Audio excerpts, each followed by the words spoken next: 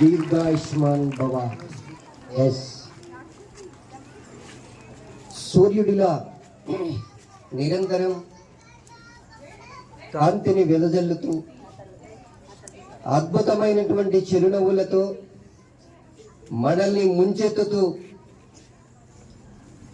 సూర్యుడు ఏ విధంగా మనతో స్నేహంగా ఉంటూ వెలుగునిస్తాడో ఆ విధంగా మన ప్రిన్సిపల్ సార్ తనదైనటువంటి చిరునవ్వుతో మనల్ని ముంచెత్తుతూ మన భవిష్యత్తుకి ఆహర్నిశలు శక్తి వంచన లేకుండా కృషి చేస్తున్నటువంటి వ్యక్తి.